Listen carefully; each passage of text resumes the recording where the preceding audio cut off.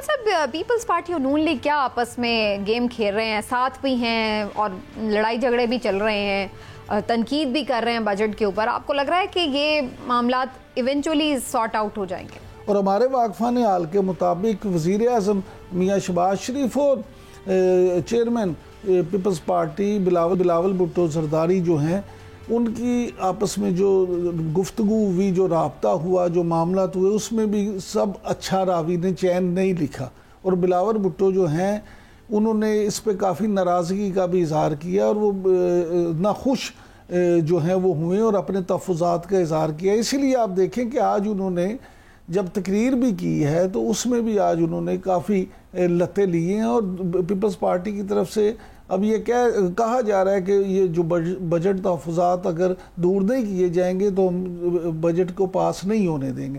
لیکن آپ دیکھیں گے کہ ایونچولی یہ بجٹ پاس ہو جائے گا.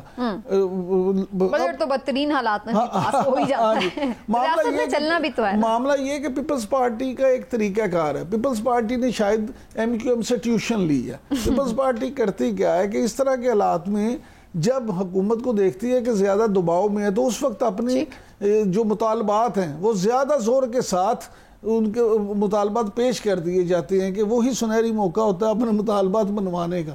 تو مجھے یہاں لگتا ہے کہ ایسی صورتحال ہے کیونکہ وفاق میں حکومت میں جو شمولیت ہے, نون لیگ کی طرف سے یہی ان کو کہا جا رہا ہے کہ جی آپ پھر حکومت میں شامل ہوں.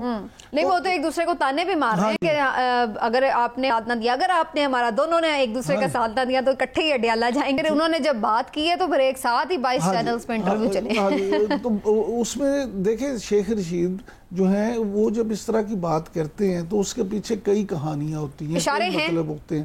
مجھے نہیں یہ لگتا کہ اشارہ ہے, لیکن مجھے یہ لگتا ہے کہ یہ سیاستدان جو بات کر رہے ہیں ان کو یہ اشارہ ہے کہ حکومت کمزور وکٹ پہ ہے. دیکھیں ہم آگے چل کے جب بات کریں گے پیپلز پارٹی کی اور اتحادیوں کی اور حکومت کی, تو جب کمزوری نظر آتی ہے نا تو شیخ رشید صاحب ایک بڑے زیرک سیاستدان ہیں. انہیں جب پتہ ہے کہ یہ اتنی کمزور وکٹ پہ ہیں اور اتنی حالت خراب ہے تو پھر وہ اپنا بھی تو دھکا دینے کی کوشش کریں گے. اس کی وجہ ہے کہ انہوں نے اگلا الیکشن نہیں لڑنا, انہوں نے بھی اپنے ووٹر کو جو ہے منہ دکھانا ہے جا کے, انہوں نے بھی اپنی کو مضبوطی شو کرنی ہے. تو یہ سارے سیاسی گیمکس ہوتے ہیں. میں اس میں کوئی یہ نہیں سمجھتا کہ ان کے پاس کوئی اس طرح کی سالڈ وجہ ہے یا کسی نے انہیں اشارہ دے دیا کہ چلو بھی لگ جاؤ. کتنے معصوم ہیں آپ عمران صاحب. اچھا بسرا صاحب, یہ چلیے کہہ لیجیے آپ کو کیا کہنا ہے. اچھا سمینا, میں ابھی عمران بھائی کے نمبر پہ نا میں نے واٹس ایپ کیا ہے کہ آج جو صرف پنجاب میں ایکٹیویٹی ہوئی ہے نا اس کی ایک جھلک دکھانے کے لیے کہ پنجاب عملی طور پہ پولیس اسٹیٹ بنا ہوا ہے, کسی کو گھر سے نہیں نکلنے دیا جاتا. اس کے باوجود آپ ذرا دیکھیے, اگر آپ کو اجازت دکھانے کی ہو, ویسے تو آج کل ہمیں نہیں دکھایا جاتا. نہیں سر, جی این این پہ چلیے آپ کے احتجاج کی خبر, کیا بات کر رہے ہیں آپ. 9 بجے کے بلیٹن میں بھی چلیے.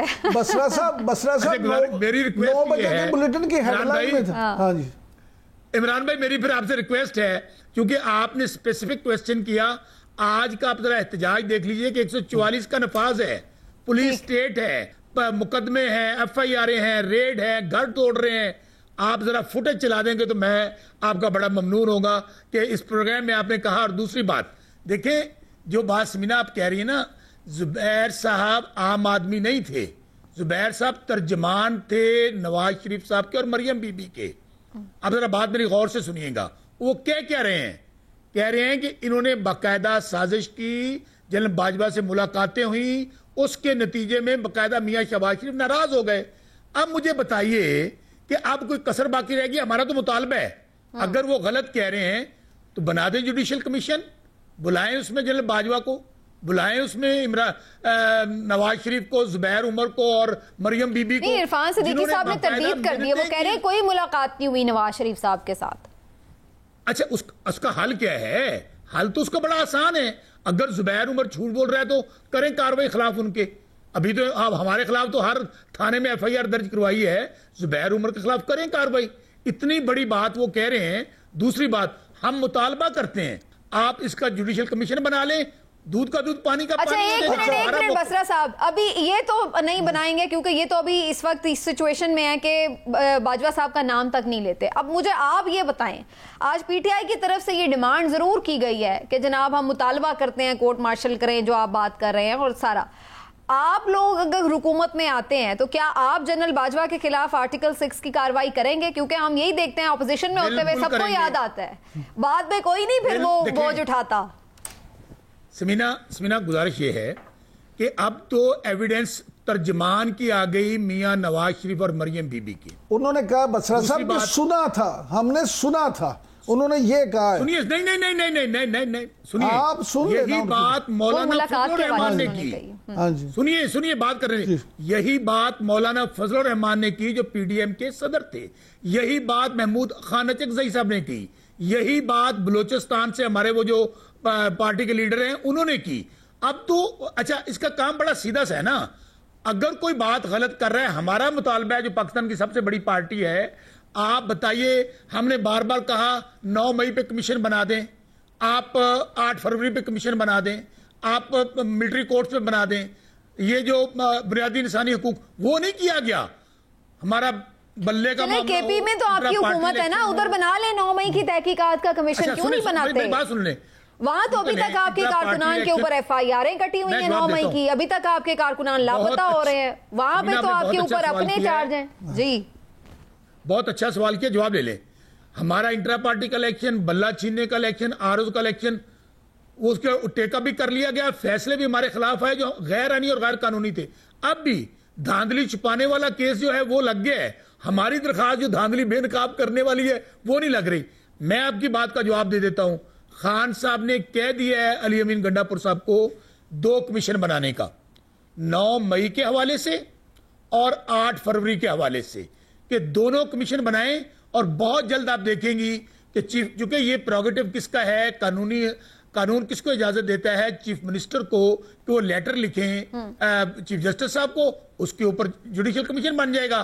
اسی طرح میں کہتا ہوں نا کہ لکھیں چیف جسٹس کو شہباز شریف صاحب, بنا دیں جوڈیشل کمیشن جنرل باجوہ والے معاملے پہ بھی, یہ 8 فروری والے معاملے پہ بھی, مریم بی بی وہی بنا دیں. یہ نہیں آپ یہ ہمارے شو پہ آج کہہ کے جا رہے ہیں آن ریکارڈ کہ اگر پی ٹی آئی کی حکومت آئی تو جنرل باجوہ کے خلاف آپ لوگ کارروائی کریں گے. یہ اب آپ کمٹمنٹ آن ریکارڈ دے رہے ہیں, دیکھ لیں پھر ہم نے پچھلے کلپ چلا کے آپ کو یاد کرانا ہے.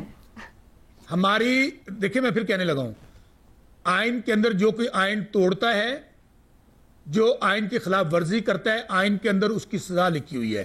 ہم نے کس سے انتقام لینے کی خاطر نہیں, جو آئین ٹوٹا, جو ذمہ داران ہیں, جو اس کے کردار تھے, قانون اپنا راستہ لے گا. اچھا عدم اعتماد کیا کرنا ہے, ہم نے انتقام تو نہیں لینا. بسرا صاحب عدم اعتماد میں آئین کیسے ٹوٹا, عدم اعتماد میں آئین کیسے ٹوٹا؟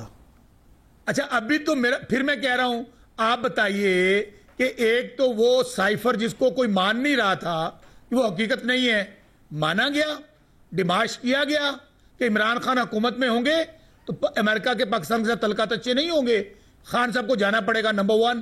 نمبر 2, مجھے بتائیے اور کیا شہادت چاہیے آپ کو کہ آپ کو ان کا ترجمان کہہ رہا ہے, جن کا وزیر اعظم بنا شہباز شریف, جن کا آج بھی وزیر اعظم ہے, کہ انہوں نے سیاست میں حصہ لیا نا جنرل باجوہ نے, یہ بات انہوں نے آن ریکارڈ کی ہے بیسیکلی. تو سیاست میں حصہ لینا مطلب اپنے حلف کی خلاف ورزی کرنا ہے. اب شوکت بسرا صاحب نے ہمارے شو پہ یہ کہہ دیا ہے کہ جی جنرل باجوہ کے خلاف کارروائی کریں گے اگر پی ٹی آئی کی حکومت بنتی ہے.